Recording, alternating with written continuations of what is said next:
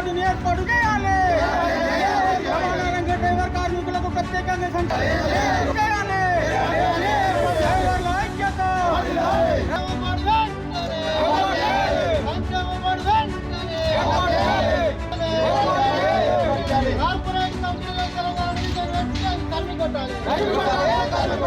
రవాణా రంగ సంక్షేమ బోర్డు డ్రైవర్ సంక్షేమ బోర్డు కోసం గత 25 సంవత్సరాలుగా మేము పోరాటం చేస్తున్నాం. ఈ పోరాట భాగంలో ప్రతి ఒక్క మినిస్టర్ని కలిసాం. గత ప్రభుత్వాలను ఎంతో మేము ప్రయత్నించి మేము విఫలమైపోయాం.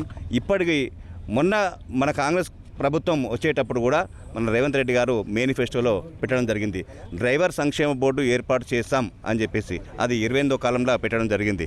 26వ కాలంలో దాన్ని పక్కకు పెట్టి గిగ్ వర్కర్ల ఆధారికంగా పనిచేసే వారిని గిగ్ వర్కర్లు గుర్తించడంలో తప్పులేదు. వాళ్ళకు కూడా ఒక సెక్యూరిటీ అనేది కావాలి. కానీ గిగ్ వర్కర్లో పనిచేసే వాళ్ళు చదువుకున్న వాళ్ళు మేధావులు చాలామంది ఉన్నారు. అందులో 4 గంటలు 3 గంటలు పనిచేసే వాళ్ళు ఉన్నారు. కానీ తర్వాత వాళ్ళు వేరే ఉద్యోగం వెతుక్కొని అందులోకి వెళ్ళి పని చేయకుండా పోతారు. కానీ మేము అట్లా కాదు. రవాణా రంగం నుంచి మేము ఒక ప్రొఫెషనల్గా డ్రైవింగ్ లైసెన్స్ పొంది ట్యాక్స్ కట్టి గవర్నమెంట్ ట్యాక్స్ కట్టి మేము ప్రొఫెషనల్ డ్రైవింగ్ చేస్తున్నాం. మీ జీవనోపాధి మాది ఇది. కాబట్టి మాకు ప్రత్యేక బోర్డు ఏర్పాటు చేయాలని గత ప్రభుత్వాలు కూడా రిక్వెస్ట్ చేశాం. ఈ ప్రభుత్వాన్ని కూడా రిక్వెస్ట్ చేశాం. మరీ చెప్తున్నామండి, రేవంత్ రెడ్డి గారు మీరంటే మాకు చాలా గౌరవం.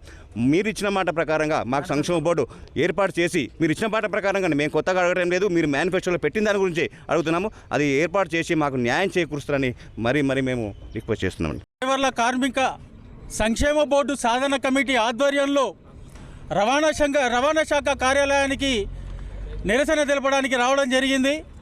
మరి ఎన్నో ఏళ్లుగా డ్రైవర్లకు సంక్షేమ బోర్డు ఏర్పాటు చేయాలి అని వినతి పత్రాలు ఇచ్చినా పోరాటాలు చేసిన మేనిఫెస్టోలో కాంగ్రెస్ ప్రభుత్వం మేనిఫెస్టోలో పెట్టి మాట నిలబెట్టుకోవడం లేదు.